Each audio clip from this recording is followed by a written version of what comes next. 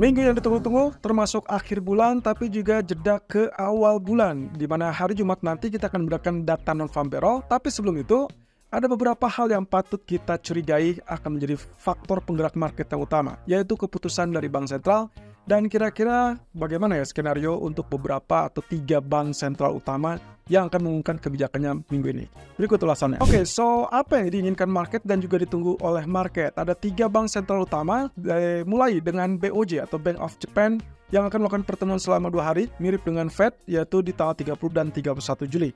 Tentunya yang akan menjadi titik utama ataupun fokus utama adalah merealisasikan atau mungkin lebih tepatnya menantikan apakah betul BOJ memberikan harapan market, yaitu terkait dengan kenaikan suku bunga atau mungkin sekedar mengurangi pembelian obligasi.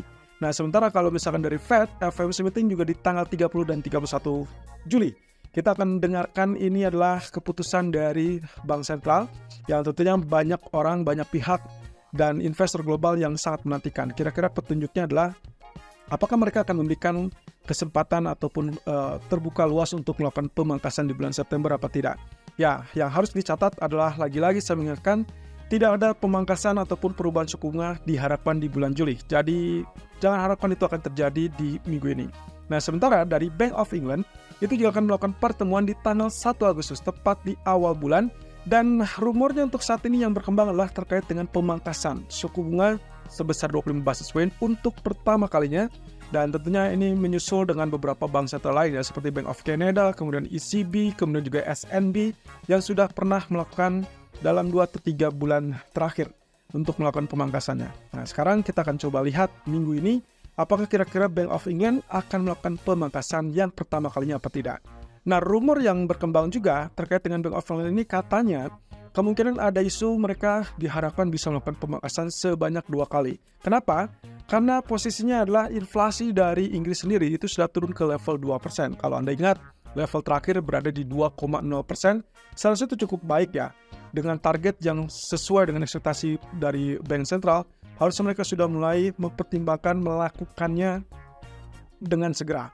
Nah, cuman masalahnya adalah setelah pasca pemilu kemarin, yang kita ketahui bersama Partai Buruh lah yang menjadi pemenang, kelihatannya ada pergeseran atau bahkan pergantian kebijakan, di mana pemerintahan yang baru kemungkinan akan lebih memicu inflasi kembali karena akan ada beberapa stimulus yang akan dilakukan, sehingga yang dikhawatirkan adalah itu akan mendorong kembali inflasi kembali naik. Nah, kalau seperti itu, ya otomatis ini akan menjadi gangguan yang sangat serius untuk Bank of England yang harusnya sudah mulai menapaki pemangkasan suku bunga tersebut. Jadi kita tinggal dengar saja nanti apa yang akan disampaikan ataupun menjadi alasan dari Bank Sentral tersebut. Nah, sementara FOMC kembali lagi dengan posisinya adalah ekspektasi dari pasar untuk saat ini adalah terkait dengan pemangkasan September.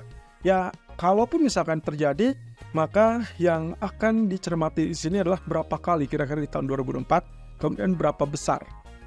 Nah, satu sisi apa yang terjadi atau yang menjadi sentimen penggerak pasar saat ini, kalau teman-teman lihat dengan USD Japanese Yen dalam 1 minggu terakhir terutama, bahkan sampai detik ini pun, dia kecenderungannya relatif menguat. Jadi Japanese Yen menguat, berarti USD Japanese Yen mengalami penurunan.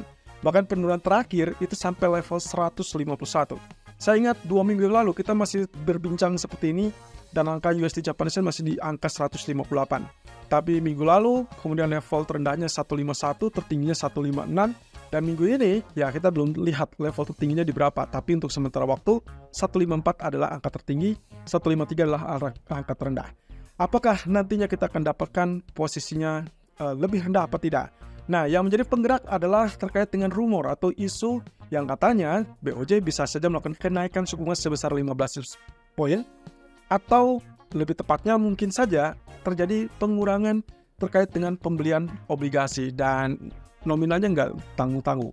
Katanya ada sebagian besar yang mungkin akan dikurangi, dan itu yang menjadi efek yang dirasakan oleh pasar, yaitu penguatan dari mata uang yen. Nah, satu sisi Nikkei juga sama. Kalau misalkan itu betul-betul terjadi, maka nantinya kita akan lihat Japanese Yen mungkin lanjut menguat. Itu berarti USD Japanese Yen bisa saja turun di bawah 151. Tapi indeks Nikkei kemungkinan juga akan tertekan turun, karena satu sisi ini adalah kebijakan yang berubah, artinya akan ada semacam pengetatan kebijakan moneter. Jadi ini memang BOJ ini agak berbeda dari bank sentral lain, yang mana bank sentral lain diharapkan melonggarkan, sementara BOJ diharapkan mengetatkan. Jadi kalau seperti itu, berarti efeknya adalah negatif untuk pasar sahamnya. Nah, di lain sisi, kalau ternyata yang kita dapatkan adalah tidak ada kenaikan, baik itu 15 ataupun bahkan 10 basis point, kemudian ternyata juga tidak ada pengurangan sebagian besar dari pembelian obligasi, ya sudah, artinya pelonggarannya masih tetap terjadi atau terlaksana, dan itu berarti Japanese yen akan balik melemah terhadap US dollar tentunya, dan itu berarti USD Japanese-nya akan mengalami kenaikan. Sementara indeks Nikkei-nya akan bergerak positif karena akhirnya tidak terjadi yang namanya pengetatan moneter. Nah, jadi hati-hati ya, kemungkinan pembalikan itu bisa saja terjadi besok atau bahkan di hari Rabu. Kemudian, terkait dengan Bank of England sendiri, kalau Anda perhatikan, pound sterling juga kelihatannya bergeraknya nggak terlalu banyak. Naik, tertahan, turun pun tertahan, dan semua ini kan tidak ada ataupun minimnya data ekonomi dari Inggris, lalu kemudian efek dari pasca pemilu yang juga masih belum jelas, dan juga terakhir adalah efek dari US dollarnya. Nah, satu sisi teman-teman, apa yang menjadikan penggeraknya adalah kalau secara keseluruhan saya anggap pound sterling masih tetap dalam jalur pelemahan. Jadi yang terlihat di grafik weekly, kalau Anda perhatikan, 2 minggu berturut-turut dia mengalami tekanan turun, walaupun ya bisa dibilang masih cukup normal. Nah, nanti kita akan lihat apakah ini akan melanjutkan penurunan apa tidak, tergantung dari kebijakan BOE di hari Kamis. Artinya di sini kalau memang realisasinya terjadi 25 basis point pemangkasan untuk pertama kalinya, kemudian pernyataan dari BOE pun cenderung dovish, yaitu membuka peluang untuk 2 kali pemangkasan di tahun 2024, ya saya rasa kita tidak punya alasan untuk menengekang ataupun menahan pembelian dari pound sterling, karena kemungkinan dia akan kembali turun. Dan kalau ternyata kebalikannya, misal yang terjadi adalah dia pangkas 25 basis point, tapi tidak ada sinyal ataupun memperkuat rumor terkait dengan 2 kali pemangkasan tersebut, saya rasa nantinya pound sterling bisa saja berbalik. Nah, cuman skenario yang kedua ini, khususnya pembalikan ini kemungkinan akan sangat dipengaruhi oleh US dollar tentunya. US dollar berpengaruh dari mana? Berpengaruh dari keputusan FOMC sehari sebelumnya atau beberapa jam sebelumnya lebih tepatnya. Nah, jadi kalau misalkan nantinya Fed melakukan pengumuman yang tidak sesuai dari ekspektasi market, maka dolarnya akan kecenderungannya menguat. Dan itu akan menekan pada pound sterling. Sehingga skenario kedua ini, kalau ternyata si Inggrisnya atau Bank of England-nya tidak memberikan indikasi dovish, maka kenaikan berapapun dari pound sterling kelihatannya akan sia-sia. Artinya akan naik sesaat, kemudian berbalik turun. Apalagi kalau di hari Jumatnya, data Amerikanya lebih kuat daripada ekspektasi. Nah, satu sisi yang sangat kita nantikan dan juga membuat gusar dari para pelaku pasar adalah terkait dengan apa yang akan dilakukan oleh FOMC. Satu sisi, ya kita tahu bersama bahwa bulan Juli ini bukanlah bulan yang mereka inginkan untuk melakukan pemangkasan ataupun perubahan suku bunga. Nah, tapi dalam 1 atau bahkan 2 minggu berturut-turut, kita selalu menyaksikan pernyataan dari pejabat Fed yang bergeser ke sisi dovish. Kemudian data ekonomi yang bisa dibilang secara keseluruhan majornya adalah relatif lebih lunak ataupun lebih lemah, terutama kaitannya dengan inflasi, termasuk data PCE di hari Jumat. Walaupun ya memang sangat mengecewakan ya, karena core PCE-nya masih tetap di 2,6%. Bagi saya itulah data yang tetap tinggi, walaupun tidak disebut naik ya, karena kalau dibandingkan dengan ekspektasi 2,5%, memang jelas itu masih di atas ekspektasi. Tapi kalau kita compare dengan PCE di bulan lalu, datanya relatif sama, artinya stagnan. Yang kabar menggembirakannya adalah inflasi basisnya yang tahunan untuk headline, dan itu berada di 2,5%, turun dari 2,6%. Nah, akhirnya kesimpulannya adalah data tersebut menunjukkan gejala pendinginan inflasi betul-betul terjadi, sehingga market semakin euforianya adalah mendorong pada ekspektasi pemangkasan suku bunga bulan September. Jadi teman-teman, lagi-lagi saya ingatkan, Juli tidak ada cut rate, tapi fokuslah kepada press conference dari Fed yang diharapkan akan memberikan sinyal yang lebih jelas terkait dengan pemangkasan September atau tidak. Oke, itulah yang menggerakkan market, sehingga emas ataupun bahkan pasar saham kecenderungannya rebound atau mulai kenaikan. Ya, 1 minggu terakhir kita mungkin lihat Dow Jones, dia bergerak lebih tinggi daripada Nasdaq, lebih cepat naik daripada Nasdaq.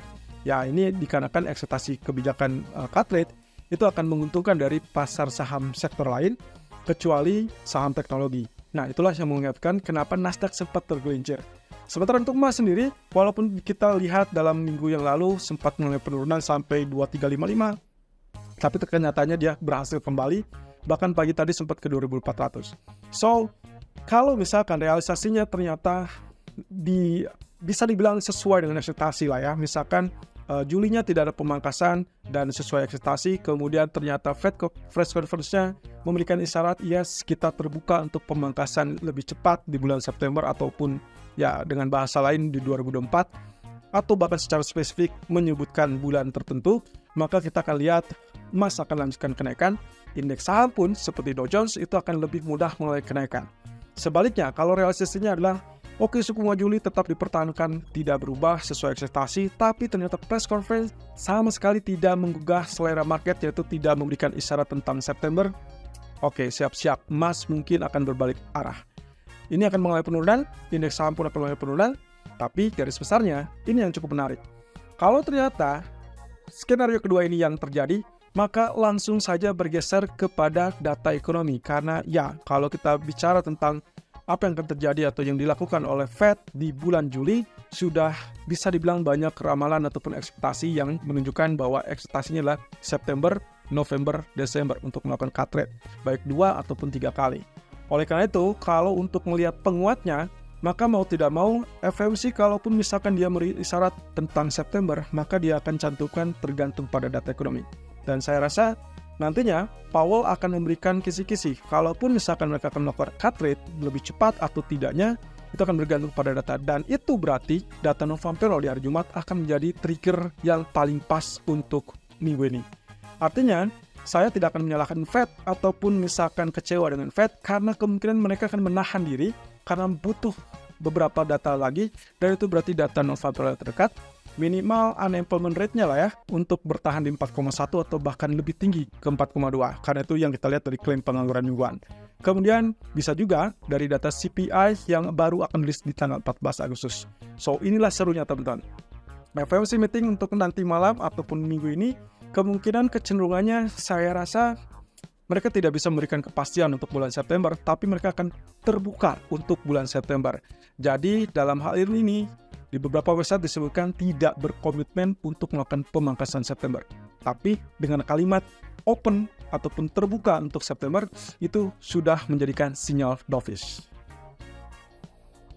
Nah, terakhir ternyata rumor yang terkait dengan suku bunga ini juga semakin menguat. Dikatakan oleh Nick Timiraos, reporter dari Wall Street Journal, yang kita kenal juga sebagai Fed Watchers, itu mengatakan bahwa beberapa pejabat dari Fed sendiri sudah agak khawatir kalau mereka tunggu terlalu lama, ini kayaknya akan bermasalah, terutama di sektor pasar tenaga kerja yang bisa dibilang mendingin, bahkan dikhawatirkan terlalu dingin nantinya, sehingga nanti akan terjadi lonjakan pengangguran yang cukup tinggi, dan itu yang akan membahayakan yang tadinya soft landing menjadi hard landing.